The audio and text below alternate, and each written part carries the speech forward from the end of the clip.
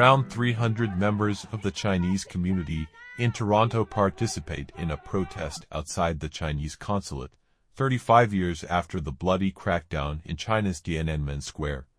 China meticulously censors any mention of the 1989 student uprising, and veterans are commemorating the anniversary overseas.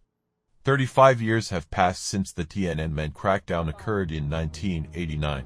Hong Kong, which for 30 years was one of the only places on Chinese soil to host large-scale commemorations that marked the incident, has seen its candlelight vigils snuffed out following COVID curbs and the enactment of a Beijing-imposed security law.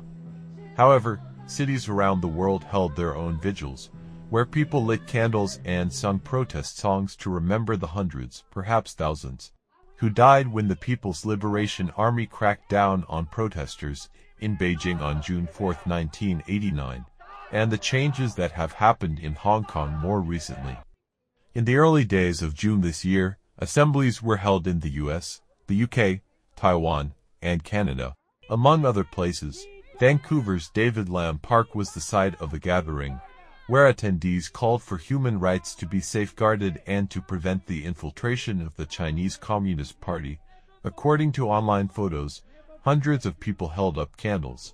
The collective reported that those present did so to mourn the victims of the 1989 Tiananmen crackdown.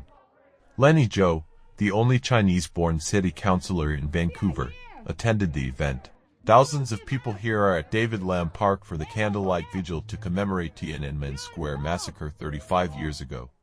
There were also protests against the Chinese Communist Party in other Canadian cities such as Calgary.